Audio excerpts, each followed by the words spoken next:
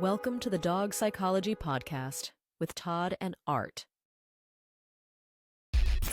And welcome to the Dog Psychology Podcast with Todd and Art. It has been a long time since we've recorded. Welcome back, Todd. How you doing, man? Good to I'm see doing you. good. We're going to call this season 2 because we got done with season 1 and we took a little break, and now this is season 2. So this That's is officially perfect. season 2. Perfect. Lots to talk about. So much to talk about. I'm just kidding. I've kind of shut out all of it. I haven't done any social media or anything like that. I behaviorally work like that though. I have a hard time with a little bit.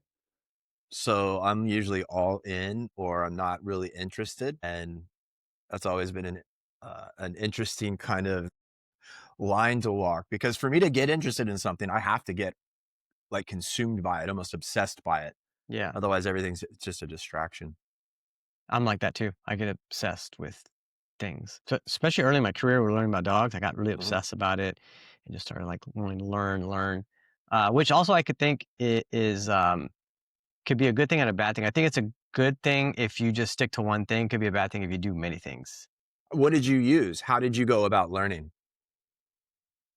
I would watch, it's just like we'd watch Dog Whisperer, that was like your first thing. And then you go to TCW, and that was kind of a life-changing experience for me, as it is for most people. Right.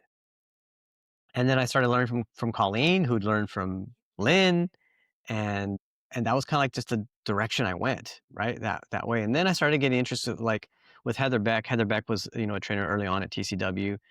Went out to her place and then kind of learned like the whole social aspect that she does, the socials, which we do now.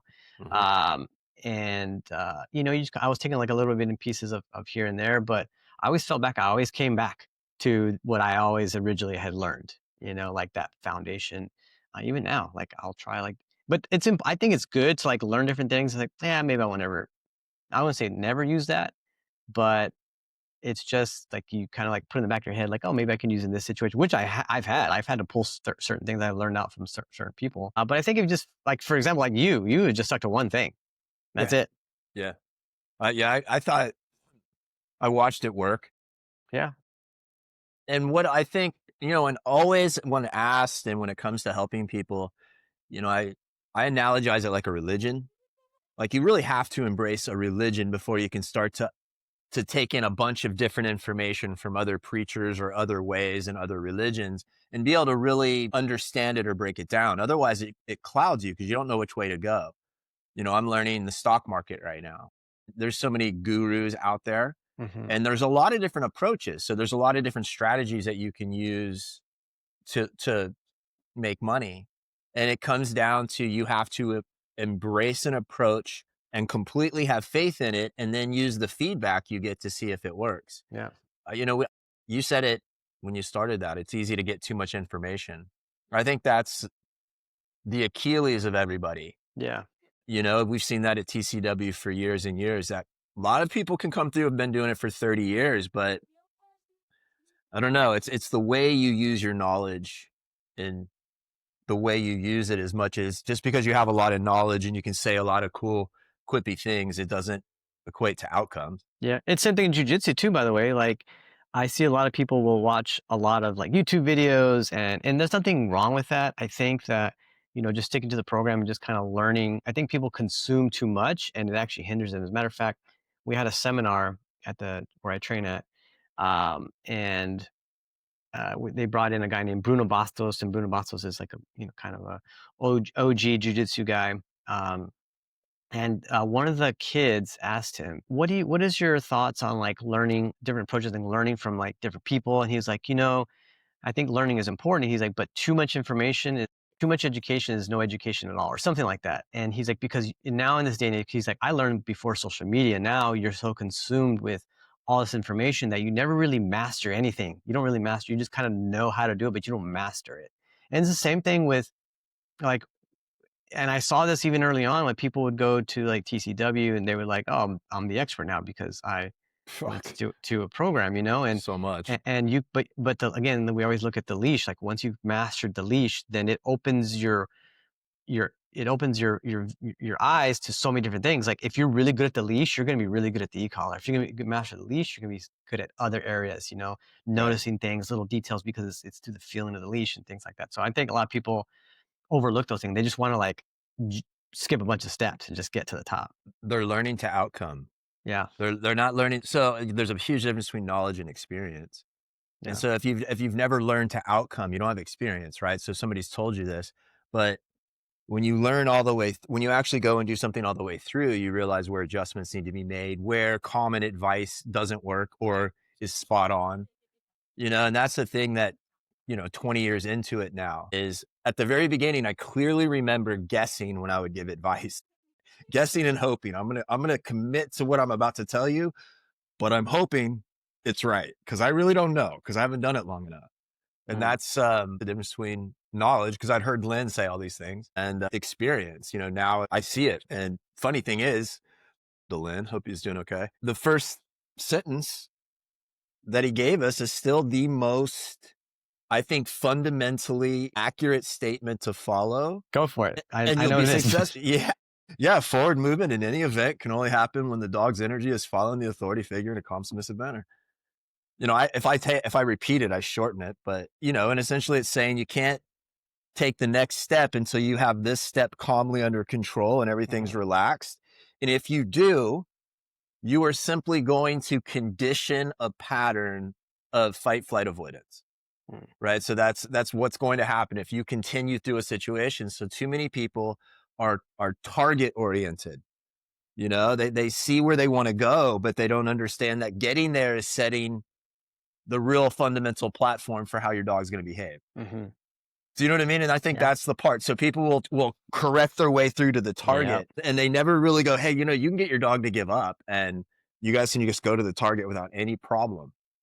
And that switch is really the modern audience is target oriented, not process oriented. Lynn has another quote that says, because like, you know, you're talking about correcting, because it gets him there, right? Close. Yeah. And Lynn has another quote that says, close enough gets you nowhere near, or something like that. Of course, something perfect. Yeah. And so, you know, we can talk about Lynn too, by the way, here in a few minutes, but which I think we should, you know, kind of follow up on that. Yeah, you know, but I think that just comes, you've always broken it down like in stages, like, oh, this is the first thing you do, you kind of correct everything in the beginning, and then you kind of like soften up a little bit. Then you kind of like just open your eyes to like, oh, what if we did this? What if you did that? You know? And you'll often drift off, and like on your, you know, year 5, 6, you'll drift off to some other like newfound perfect foundational way that is going to change the world. And you either completely separate or come back. Like you said, you know, you always come back. You come back. Yeah. Yeah. Because How is Lynn? Lynn is doing good. I don't want to give out too much information because he's kind of just being a little bit private about everything, and I want to respect his privacy, but I'll just say that he's doing good. He did have a surgery. He is recovering really well. He's been posting videos on social media, so it's good. And kind of, I know that before he had his surgery, we had talked, us three. Wait, what? Well, I was really confused. I was really thrown off. I'm like, because there's 2 in the screen, and I include myself, that's 3. And I'm like, Lynn is 4, but it's actually just 3. Sorry. And so we did talk to him, us 3 kind of talked to Lynn about, we want to bring him on the podcast to do like an episode or 2. And he wants to do a couple things, which we'll probably be announcing once he's feeling a lot better. There's a little collaboration we're going to do again. And just bring his information, because his information, I think we got a little scared there. We were pretty scared of losing, like you call the genius, you know, in the dog world. And so, you know, hats off to Lynn. I'm grateful that your recovery is doing well. And he's excited to hear I think when you're faced with death and you get another chance at life, I think that really makes you look at the things that are of importance, you know. And I've kind of seen just a little shift in him, just kind of in the small conversations that we have had, what he wants to do now. And I'm kind of excited to see this new version of Lynn come out. Well, I mean, for anytime change of behavior happens, sometimes, you know, it takes a big thing. And that's a pretty big thing, facing if you're worried if you're going to come out of something or not, you know, that'll do it. Well, good. That's good to hear. I haven't been on social media, so I haven't seen. It's easy to cut. For me, it's just easy to just go dark. Yeah. I was on social media for a little while too. It was just a bunch of stuff in there that I wish I hadn't seen. And you're the same way, like I don't think murder should be on. I just like I don't think a human I'm people glad I should. wasn't on social media for that little that spell of during that time. I mean, that was really impactful to me. After that happened, after he was killed, it was like that was it was just very strange. And it was an odd feeling. And then to see the aftermath on social media and the way people celebrated it, I always, I had this conversation with a lady yesterday. And I said, if you work with animals purely, like from a pure standpoint, you don't ever really get to change with culture or politics because animals kind of have a one simple way that they move forward, right? Pretty basic. And I always feel like I've looked at everything through a behavioral lens. So if I have an opinion over something culturally or socially or politically, it's not coming from an emotional standpoint. Anybody that knows me knows that I just don't roll that way. Yeah. Right. It's always like break it down behaviorally, kind of have like logically. And it really made me question, if you want to say question humanity, but that's about the best way I can put it. It made me really question human motive. Yeah. It made me really go, what it really is spinning through some of your people that you can let your emotions have so much control over you and the way that you dictate your life that you could say and do and act in some of those ways. Yeah. I don't understand it. I really don't understand it. I don't think I can outside of emotion has that much power, but very strange for me. Yeah, there was 2 incidents that happened, back to back. It was the murder on the train in North Carolina, and then it was, Charlie Kirk being assassinated. And then there was no warning given for these things, you know what I mean? It's just like, No, what's going on here, And then no. and then you can't unsee that. You can't unsee that. And I was like, it, regardless of who it was or whatever, like you just can't unsee that. So that really affected me. So I was like, I got to get off. Like there's no good that I'm getting from this. And if talk, I mean, when you got off social media that first time, Yeah. you kind of took a step back and reevaluated, like, man, is this really worth it? That's the same thing as, hey, Blue. I know. What's up, boo boo? And so I just don't think that. Yeah, I just couldn't deal with what I saw. It was bad. I mean, it could be about anything too. I mean, anything happening in the world. And do I know these things are happening? Of course I know these things are happening. But like, this is why I think like a lot of people who experience like, going into war and seeing the type of things they see, how that affects them when they come back. Like, I don't think as humans, we're not built to see these things and be okay with them. I think the animal part of us is. Yes. I don't think the cultured part of us is. I think so. Again, I've always kind of taken a pulled back, 30,000 foot view. If let's just say, hypothetically speaking, our culture of death, the way death, everything about it had a more like celebratory feel to it, I think you would see a difference in the way that grief is processed as well. We are an interesting culture here in the. I mean, I don't know how all cultures do it. We're interesting with grief. Like we put a timestamp on how long you should, how much you should, the way you should grieve, for example. Mm-hmm. I mean, let's say that you lost somebody. I mean, God forbid either of us lost a spouse and within a few months or a year or so, we were with somebody else. Now, does that mean we were a shallow person or does that mean that we grieve different? What does that mean? But culturally speaking, it's always looked down upon. And so I've always found that kind of interesting because I think as an animal, we have to move on. All other animal species move on through that. But our culture has always been like, okay, now let's put a lot into this. In addition to that natural internal thing you're feeling of loss and the missing and all of that, let's go ahead and add this layer onto it as well. Well, just my 2 cents. It's interesting you say that because, you talk about the animal, because when it comes to watching videos, like there's an Instagram account called Nature is Metal, and it talks about like these predators and preys and like how they go and attack. And like, I've even seen videos where people are like, run, go, like I'm in deep down inside, I'm like, that's just nature being nature. Like, this is just the way things go. But I think when it comes to humanity or just how humans, for me, that was just different. You know what I mean? Because and I don't think in the animal world, it's not murder, it's survival. and maybe that's somewhat of an understanding that I have that maybe I have some like it's okay then, but when you see a human being hurt in that way or even murdered, like I just couldn't. And dude, you know me, I've seen dead people before, but I didn't see how Yeah, they got killed. You know what I mean? right. So, Well, like, you're witnessing such a tremendous, like in the one video of the train, you're witnessing such a tremendous amount of fear yeah, and like a transition, like such a a polar expression of what's happening. I mean, this immense, if you what do you want to call it, anger, rage, whatever that the guy was feeling, and then fear and defense. It's just it's hard to take, and I've always felt intensity of others. That's why I could never hunt. I live in an area where all my neighbors hunt. mm, And I don't care that they hunt, they hunt different things. I can't hunt because I feel pain in other things, and I can't walk up on something and know I inflicted pain, it's not dead yet type of thing. You have to finish it off. That's too much for me because I feel all of that. So it's like mm, secondhand embarrassment. It's almost like secondhand pain. mm, Do you know what I mean? And I've always remember feeling that, but I feel it in reverse. yeah, Yeah, I feel it in reverse too. So ever since I can remember, like if somebody is making contact with me for a very positive reason, and I don't mean in the sexual sense, I mean a doctor's being very hard checking you out or a certain massage, my body lights up. It's like I feel transitions of energy mhm, um in certain things. Or at least think I do, feel like I do.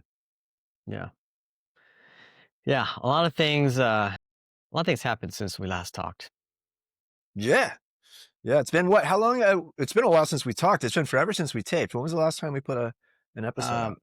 I don't even remember. I know we were supposed to record a couple months ago, and my dog got sick Hmm. both times. Actually, we were supposed to record 2 times, and my dog Nogi, who's on my hat, she's not spayed, and so we were waiting to get her the ovarian sparing spay, whereas she just keeps her ovaries and keeps her hormones. But she got pyometria, which is the infection of the uterus, and so that's pretty deadly. And so I noticed it because she didn't eat her food, which is not normal for her. Right. Um, and then she kind of threw up a little bit, and I was like, man, something's not right. When something's off. So then I put her in the crate and I put the food in there, and she eventually did eat it, but she was slow to eat it. She just looked a little groggy, and I was like, let me get her out. And she walks out, and she's walking away. I just see like discharge, and I was like, oh man, she's had an infection, like she's got pyometria. So I like kind of panic a little bit, and I'm like, because I know if I take her to the ER vet, they're gonna say emergency surgery, got to get it done right now, right? So I ended up calling one of my friends, a colleague of mine, and I was like, "Hey, so I got this situation with Nogi." So I let my dogs come out here on the deck. She has never ever wandered off here, and she just did. Oh wow, And so yeah, so I need to bring her out here, let her go back into this, and she's got a different energy about her right now, though. She's alert. maybe there's something prey out there or something. Hey, I don't want her, this dog on the street is the last thing anybody would want to see. It's the last thing I would never do it, even if it was a remote possibility. The fact that she's got that look on her right there. Look at her. Yeah, she's not sure.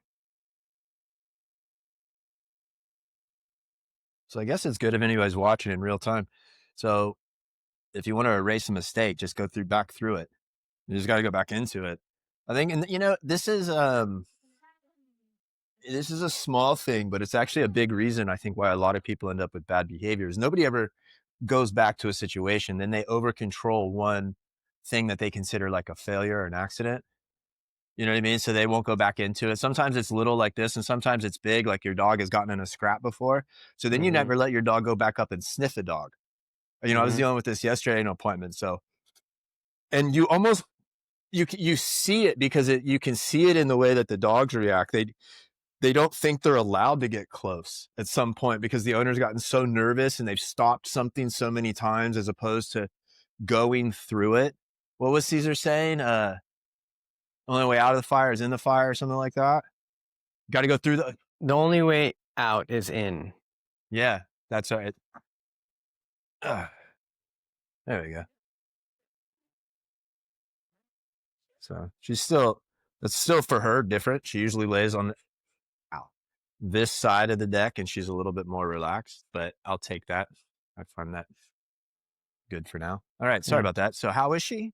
You were saying that she, Yeah. So I called my friend Amy Feltz and I was like, hey, I think my dog has pyometria. And she's like, well, tell me, like, what do you see? I'm like, I got some vaginal discharge. And she's like, okay, if you go to the vet right now, depending on what time frame they went to vet school, she's like, if they graduated before like 1989 or something like that, she's like, they could treat it with antibiotics or they could just do emergency surgery. However, anytime after that, they're always going to recommend emergency surgery. Take it out. She's like, there's two types of pyometria. There's an open pyometria and a closed pyometria. And basically, she's like, the fact that you're seeing discharge is a good thing because it's saying that it's open, it's trying to heal itself. She's like, you can probably do some antibiotics, just kind of wait it out, see what happens. If you feel like, she's starting to regress, then you could take her in. She's like, but the fact that, she's like, it's when it's closed, when you don't know it's there, the infection's there. yeah, it's like an And abscess then, huh? So it's like okay, And so those are situations where you do need to do emergency surgery. She's like, got but it. vets, everybody just says emergency surgery, you got to take it out. So I got some antibiotics. We treated it for about 2 weeks and she's fine. But we did go ahead and get her spayed after the 2 weeks after she healed up.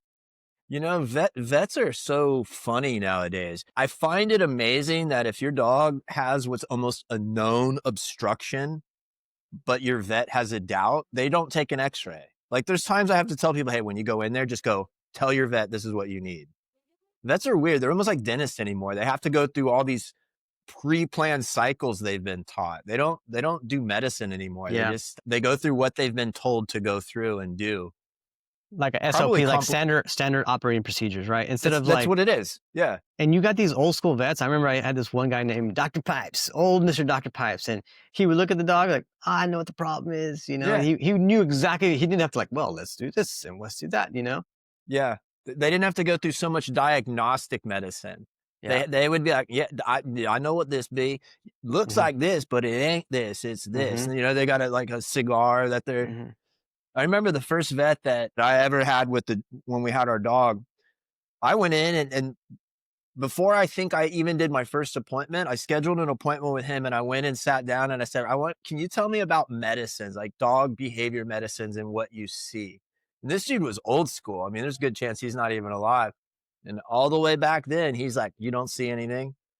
I mean, it went all the way, but I wanted his information. Like you said, these old school guys, Mhm. they have a different look because they haven't been educated by industry. The education in these vet schools now is done by all the industry. It's done by the pharma industry. It's done by, industry. They're not taught by people who have necessarily found their way through it. It goes back to knowledge versus experience. Mhm. Yeah, I've a lot of clients that I talk to, a lot of people have had the same experience I've had with with vets nowadays, where it's really corporate, Yeah. and it's all upsell, how much sale we can get, and I just hate that. And I miss the old days of like those. Every person I talk to about, they're like, I just wish we could. Everyone says the exact same thing. I wish we could find those old country vets, like those old Mhm. school country vets. I'm like, yeah, me too. So we found one that we really like. We have to drive really far out in the middle of nowhere, but it is what it is, you know? Well, it's been most of these a lot of the vet industry's been bought up. It's like any other industry. So, these big dollar companies go in and it's private equity. They go in and they buy up small little groups that have managed to be successful in areas and then they own the region, like VCA. Mhm. And then it becomes about the investment. It doesn't become about the Yeah, treatment anymore. And yeah, again, it goes back to the way it's educated. The dentistry world is the same. yeah. Going to the dentist and going to the vet's like the same industrial process now. It's really like, doot, doot, doot, doot. Yeah. We're going to take you through it this way. Monica was a farm vet, I think. I think Yeah. Monica has a background in Yeah. farming cows. She's or, really vetting good cows. at recognizing when there's a problem. Like, I remember that Yeah. dog, and I'm not talking about in everything, not just being a vet. Like, she's really good about recognizing the problems. Like, and I remember that they used to have this dog named Atos. He was, remember that Yep, the money dog. the money dog. Yeah, he would smell cash, and she ended up adopting him, and she recognized like, oh, he's got bloats, like right away. It's got to get him to surgery, and I remember I don't think filmed that surgery too. But anyways, Monica's just really good about recognizing these things, like, oh, it's this, it's that. You know, she's quick with it. You know, the only dog that I almost ever overheated, I was down working with a big Labradoodle, and it was super anxious, and I'd been working with it for a while, and I took it in the pool, and I had it in the pool for a while, and Monica made me take it out because she said it was overheating, and I'm like, you got to be kidding me! I'm in a pool.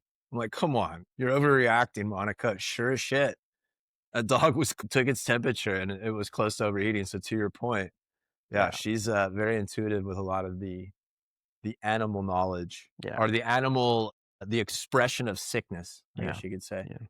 Monica, the owner of Country and Pet Resort in Fort Lauderdale. Yeah, right. Awesome woman. Side ad. Yeah, I was down there yesterday. But you were also there a couple weeks ago, because we were supposed to film. I go there a lot this time of year. I'll be there week after next too. So you had said something about us, because we had texted about filming, like, I don't know, 3 months ago, and you want to talk about some appointments you had there. You thought they would be like, I don't remember. Let me see. You've slept since then. Let me see what I got. What about also talk about incompatibility, like if Blue? Yeah. So that I had that this week. I had basically the same thing. Oh yeah, these were good. You know, I think, and you see the same thing. So this past weekend, so I'll go down there, and they'll send me out places sometimes too. But I had one owner. Okay, so we have a 2-year-old Husky Lab mix. So it was more Husky than Lab. And it was an interesting energy. It was real excited. And you can see some of these dogs that you could have what that you would say is a sense of confidence, but they're also, I don't know if it's inexperienced, or I don't even want to call it nervous sometimes, but they can get spooked pretty easy. Yeah. Do you know what I'm talking about? Mm-hmm. They're very submissive, and their energy is always very submissive, like the Blue thing, but at the same time, it belies what can become control very quickly, because they're super physically expressive through the excitement. They become invasive. And if you're not able to kind of, communicate with that the right way, it can amp up, and it can be a very difficult thing to control excited wise. And that was one lady. So what you end up with, and this is always a very difficult thing, is 65 to 70-year-old woman who you can tell is obviously past physical prime and into physical imbalance, right? And it's not that they're sick or anything like that. It's just that you can see that that's where they're at. It's almost like development, but in reverse. And you have a dog that's fast and physical, not aggressive, not anything like that, but will use their body a lot. Yeah. You know what I mean? They'll like pop forward if they get excited and they see another dog. They'll jump on people. So teaching that and helping with that timing is always difficult. And so with these people, I turn a lot to tools. And unfortunately, we can talk about that. The X-Dog vest is out of business. Yeah, they kind of disappeared. That's anybody out there that's looking for a business, that's probably a patent that would be worth buying and getting back on the market. I think that's one of the most underutilized tools, but that's a perfect example for what this lady needs. So in practicing with the neighbors to keep the dog from jumping and so forth, it's like physical minimization. And then the other thing is being able to let these dogs run and have physical space. So, Blue gets follow, play, explore every morning. Every single morning she gets, she walks with me, she runs, she plays, and she gets that out. If I'm hurt like I am now for a few days, I start to see the beginnings of what people would get that are, you know what I mean, more physically incapable. You start to see it because it's that process of excitement becomes a little bit impatient, becomes a little bit pushier and pushier, or a little bit more and more, and then behavior just takes over and patterns change.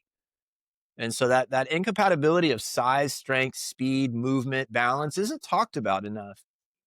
Because the one side of dog training has been able to control the conversation to actually get a lot of people to believe that your body doesn't matter. We talk about certain aspects, but your actual body and physical movement it doesn't come up.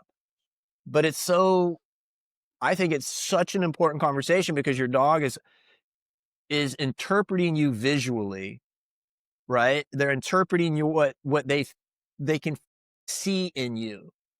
So you can be a super confident, calm person, but if your movement sucks or you're unstable or you're physically limited due to illness or injury, you can't act like it doesn't matter. So then it becomes like, what can we do to close that gap? What can we do to help your energy, or what would be your timing or perception of yourself to the dog improve, change? Doesn't that go against what we always talk about? Energy is everything.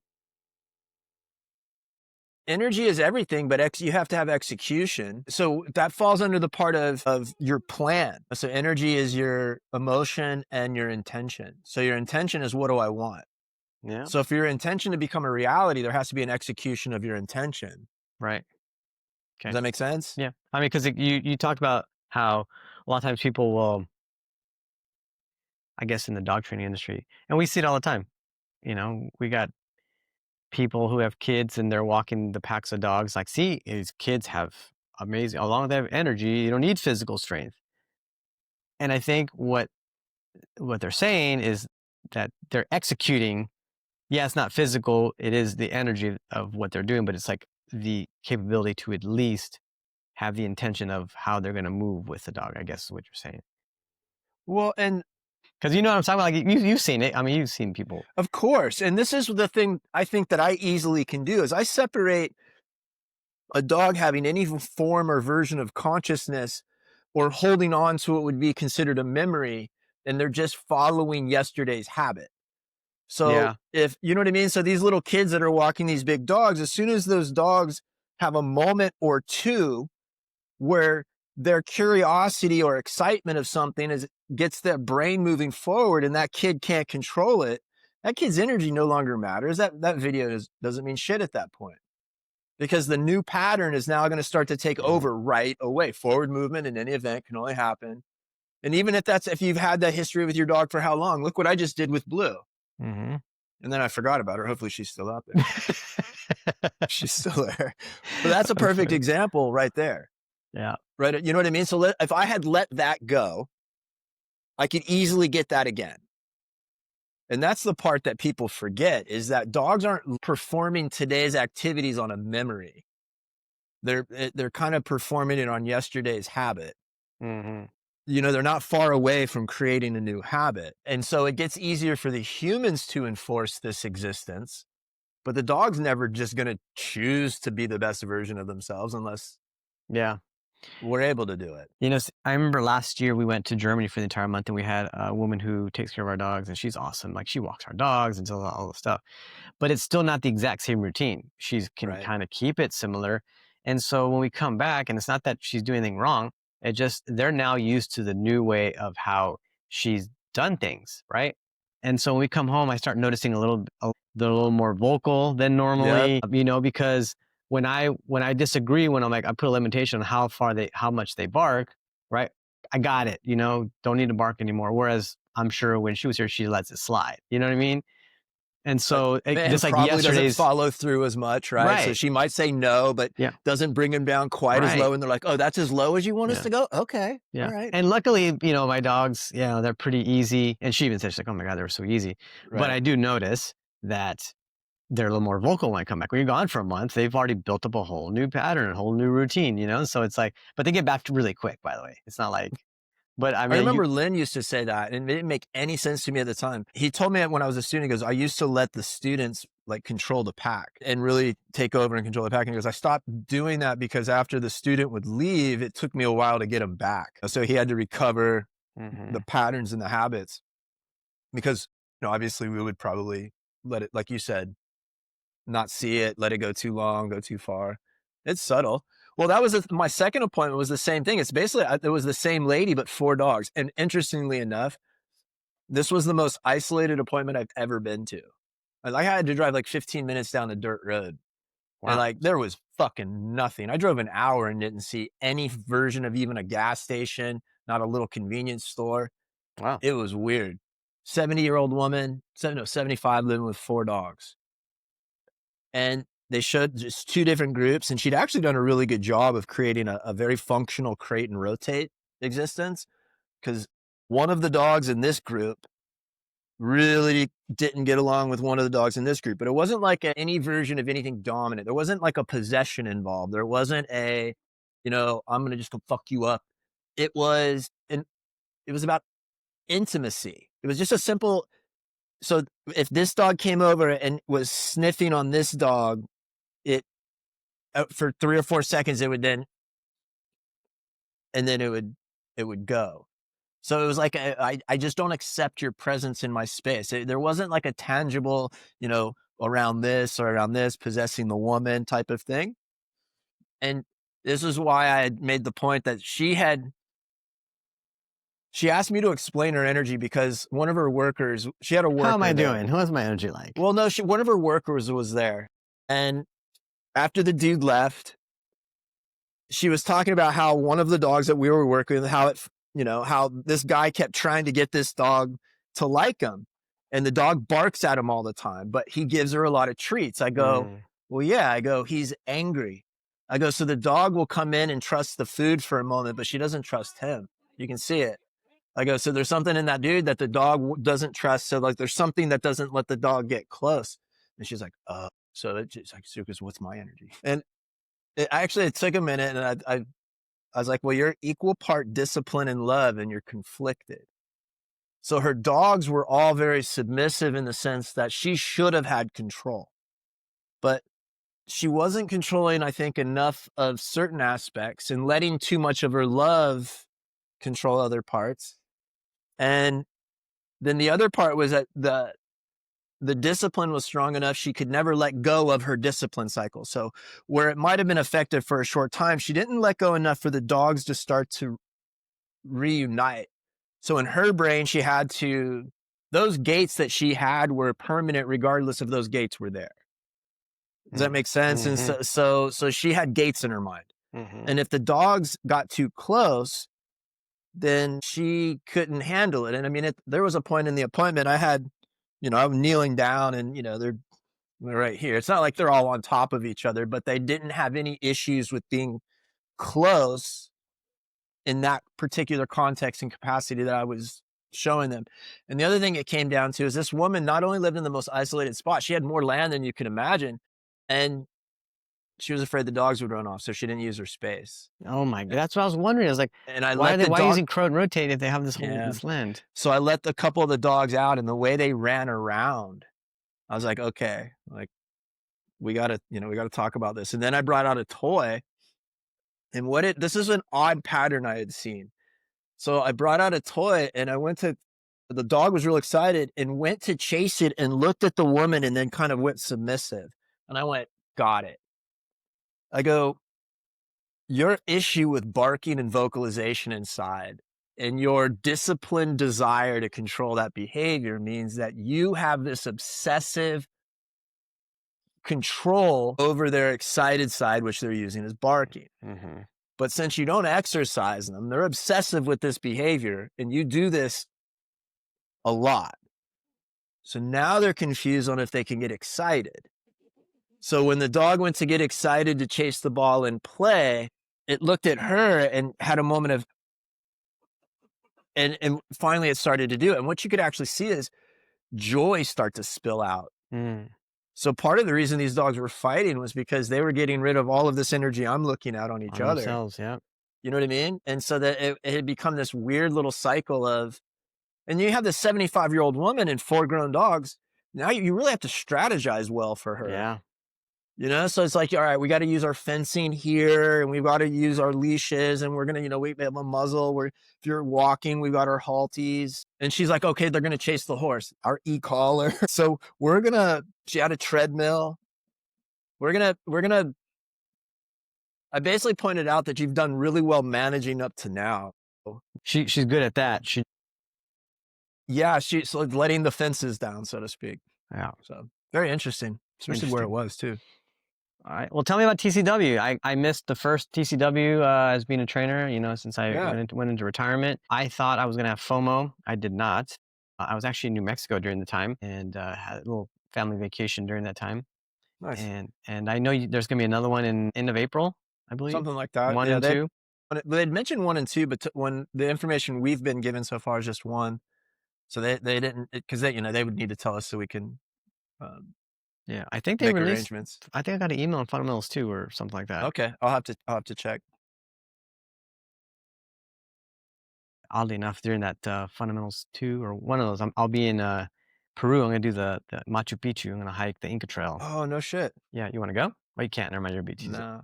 My I had a roommate when I lived in California who was Peruvian, and while we lived together, he went down there and ended up going up to Yeah, Machu Picchu, yeah. surfed and stuff too. Yeah, he was a fucking suave guy. That was the dude in my life that got more chicks than anybody had ever seen. It was fucking nuts, dude. Him and his brother, because the scene at that time was pretty much like a very clubby party scene. Yeah. And Orange yeah, County, yep, Orange County, and Pierce Street. well, there was a lot in Huntington, but Huntington wasn't really. Huntington was more bars. It wasn't real Yeah, clubby. You had to, yeah. you went a little bit out, but yeah, that was a fun time. I oddly enough got to experience that too. I had a friend that lived in Orange County. We went out there to Huntington Beach and things like that. I had some Okay, good times out there. I But was anyways, I was there. go Go ahead. ahead. No, I was gonna say, just go ahead, finish. I was just gonna say it was fun, dude, in the early '90s and Yeah. through, but now it's probably No. off limits. Yeah.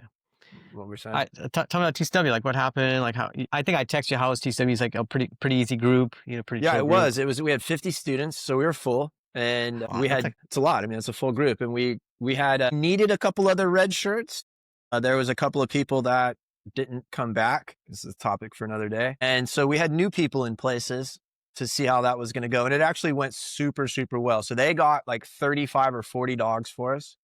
So they went and had a rescue bringing us a bunch of dogs, and that was really almost did too good a job in picking them in some ways. I like excitement, a little bit of nervousness. I don't ever think dogs are too easy unless I see a student just blitz through 5 or 6 dogs and perform with all of them. mm-hmm. You know what I mean? There might be easy dogs in a group, and as a whole, it was kind of a nice group to have because there wasn't a lot of reactivity or intensity.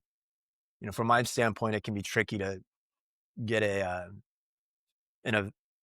demo together. You want to squeaky wheel sometimes. Yeah. But it was good, and I don't feel like the group was overly professional. And the ones that were, I'm not sure how much experience they had. They were maybe at the beginning side of the experience, and so I think that makes for a better workshop. Yeah. As well. So it's a different set of expectations. Some of these groups we get come in and they at least they want to. They're ready for all of the most intense stuff they can get. And again, if you can blitz through a bunch of dogs pretty simple, then I think, yeah, you're where you think you are. But more often than not, those people have a lot of courage and confidence, but not necessarily I guess you could say the fundamentals I would want to see. Yeah. And Caesar enjoyed it, had a good time. Yeah, and the feedback was great. We had a meeting afterwards. No news from him is pretty good news, and he said it was a good group. I mean, it was very complimentary. So along the way, he didn't have anything to say. I mean, it runs real good now. I mean, the organization of the way it is, Melissa's done a good job with that. The food was interesting. It was really good a couple days, and then so a couple days. I remember the food used to be good all the time at one point. We had Yeah. Silver Grill. They went out of business, unfortunately, but that food thing is always tricky ever since we lost Silver Grill. That place changed the way I eat, because the ability to eat nothing but meat during the day, meat and salad, and realize how Good you felt? good, yeah, how good no I felt. I carbs. would have, yeah, I didn't have that experience anywhere else. Yeah. So it was good. I like it. 1 and 2 is tough doing those back to back. Yeah. The 2 weeks out there, but that 5 days is it's actually kind of quick. Yeah. You go through it pretty fast, and it's nice to get away. And if it's running well, I mean, I've gotten used to it, so it's just a matter of going through it. Yeah, it was good. I felt like it was connected with the group pretty well. Good. It's always good when you get a good group. I mean, because as you know, we've had some pretty rough groups sometimes. You know what I mean? Yeah, yeah. I've looking back, I get to, when I'm at Monica's, she has posters of photos from all of the ones that we've done there. Oh, So I'm looking back, and you see people at different weights and looking different ages, and and you're like, shit. I think the worst one, the toughest one we ever did may have been down there. Yes. There was something that had happened with it. There was like, I don't know if it was two conflicting groups, and we as trainers got pulled into it. I remember one morning group was like a group therapy session. It was really kind of weird. I know exactly what group you're talking about. As you remember which one I'm talking about? Yeah. Yeah. And then there's been some interesting student interactions along the way. I've had some interesting interactions. I had one student just straight come up and say, we just really don't like you. I was like, oh, that's all right. But I Okay. also do remember someone that we got in a disagreement with someone one time, and she ended up apologizing to you at the That end. was what she wrote a letter. I've had that happen a couple of times. People don't know how to take me, or they come in like we were saying. We got to, trainers have a natural confidence or ego or sense of self, and you know where that falls in there sometimes is different for everybody. Yeah, and it's weird. It's always the women. The dudes, it never ends up being that way with the guys. It's Yeah. always the women. And I it's not that I was confrontational. It's just that they took Yeah. something a certain way. Yep, that's exactly right. 'Cause I remember you handling that so well, like, so calmly, but so firmly in things. You didn't, like, backpedal, you're like, "No, that's not the way I see it," you know? And it wasn't like you were making them wrong, you were just like, "No, that's wasn't what I was projecting, and that what if you understood it that way," I think you said something like, let's start over." I think you said, "Let's start over." I think that's something you said. That was pretty good. That was right across from the table from you, so that was, when you get so many different personalities, there's one of you, and we're there as the trainers, you have your own little group, and so you got 8 to 10 different personalities and one person, and you got 50 personalities and you and Caesar, but no one ever was a problem with Caesar, ever, you know? So it's fantastical. He has this way of being so intimately involved and so disconnected simultaneously. Yeah. It's kind of amazing. Yeah, it is. It's pretty impressive. You know what I mean? It's like when he's talking to you, you feel 100% like he's 100% with you, and then the second he looks away from you, he's like, "Who are you?" I mean, Yeah. Yeah, yeah. and he can get right back into it and get you right back Yeah. there. But I mean, that second his brain goes over here is like that fucking cartoon where it's like squirrel. Yeah. It comes over here, and then it's like it's gone again. Yeah. But you'd have to. I mean, that it's exhausting. From that, I mean, you've done workshops and where you're the one that's like the primary educator. That sharing of yourself can be, whew. Yeah, it's exhausting. So I see why he has to go. He doesn't go in and nap anymore. So obviously you can tell he's in a much more energized state. Yeah, He'll go in and chill. I will say that, in the 11 years I was there with him, you kinda see, like, his transformation, Yeah. even, things like that, which has been really cool. That's why I always tell people, it's it's one thing to, people always talk crap about him, whatever, but I kn us knowing him, you kinda see, like, how he's so obsessed about just being a better human. Like, that whole better Yeah. human, better planet is not just a theme just for the show. It's actually because of him, like, it all reflects Yeah. on That's the him. outcome of his path. It's not something he's Yeah, like trying to sell you. It's like, hey, I bought this and it worked. Let me show you what I did yeah. type of thing. Yeah. He really did a good journey. Yeah, and I think, like, it's like anybody else, like, nobody's perfect, like, Caesar's not perfect, I'm not perfect, but, like, just to see how he's aware of certain things that he wants to change in his life and be better, and also own up a lot of his things in his past, like, how he grew up and, like, all these things that Hmm. he brings up, and to be so vulnerable and talk about these things is probably why I have so much respect for him, Aside from the dog stuff, like, that stuff is, Yeah. like, you know, uh, is why I probably stuck around so long. Because of the honesty of his Yeah, journey. yeah, Yeah. and a lot of people don't see that. It was, like, more, like, Of within course. us,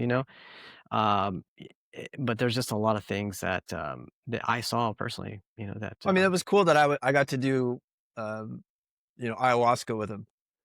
That was kind of cool. It's like, all right, I'm right there with that part of the journey. He pulled us into that. yeah, So it's what's cool about the group as a whole is over the years we've all had a moment of influence on each other. yeah, Nobody's had like an overwhelming version. We've all, I mean, taken a little bit of help about this or a little bit of help about this or advice about this from each other. That's been the yeah, greatest thing about, I think, the time there and walking away. You yeah, know, friendships are obviously cool, but yeah, yeah, I honestly, like, the thing I miss the most is you guys. I love doing the workshops, but I just, those times spending there, was really good. Jojo and Steve and Yoa and Melina and you.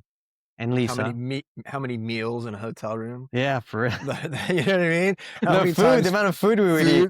Totally. I mean, that's like a big part of it is, all right, what are we eating? What are we Yeah, eating? What are we eating? What are we going to eat? Let's go get Mhm. Hook Burger. Let's go, go get a steak from where that place called. Anyways, but Good anyways, times. yeah. Anyways, I have to run, but thank you guys so much for listening, first of all. And we are back. We're gonna make it a point to get back and start recording more episodes. So I'm glad you guys stuck around for this. I shared with Todd a couple weeks ago about people are still downloading our old episodes. Like, people are still listening, and we've got quite a few people that still listen. So first of all, thank you. If you're not following, please follow us. And yeah, anything last closing statements, Todd? Rumor has it that I might get back on social media. Yeah. So maybe they go hand in hand. I'll do that too. So all right. we'll Well, see. good seeing you. All right, guys. You as well, brother. All right, later.